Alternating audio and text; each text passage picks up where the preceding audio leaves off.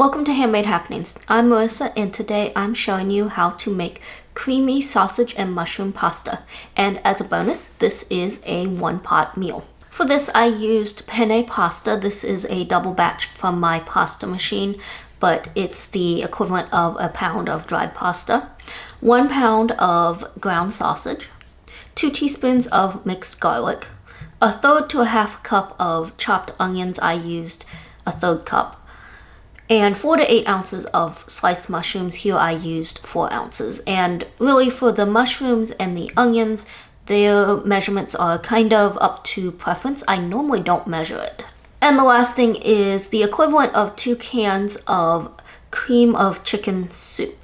Now we don't buy canned soup anymore, so what I'm using is 2.5 cups of chicken broth and 2/3 cup of a dry cream soup mix, which I mix up based on a blog post that I have found, which I will link in the description. If you don't want to do that, you can just, of course, use 2 cans of cream of chicken soup.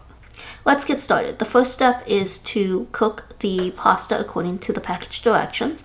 I am using a large Dutch oven for this, and once the pasta is cooked, I just dump it into a colander and let it sit and drain. I put the pot back onto the stove and turn the burner to medium heat. Add in the sausage and use a spoon to break it up and cook it.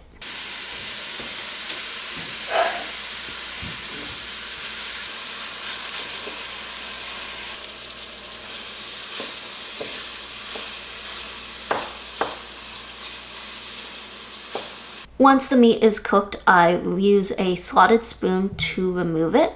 Then I add my 2 teaspoons of minced garlic and lightly saute it for a couple of seconds before adding in my onions.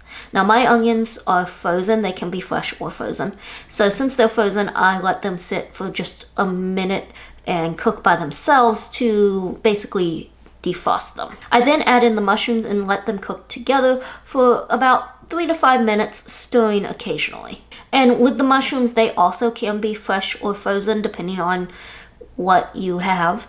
And the same thing would apply to them as the onions. If it's frozen, just cook them a little longer to thaw them out. Once the vegetables are cooked, I am adding the sausage back into the pan. And really, removing the sausage is kind of optional. I have done it where I've just kind of pushed all of the sausage to 1/2 of the pan and added in the vegetables to cook.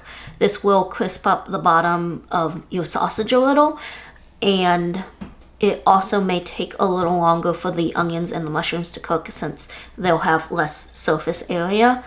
However, if you're trying to save on dishes, this would cut down on that a little. So now I'm adding in my chicken broth and cream soup mix. Then I turn up the heat and cook, stirring constantly until thickened. And again, this is the equivalent of 2 cans of cream of chicken soup, which you could use and just simmer a few minutes to heat it through.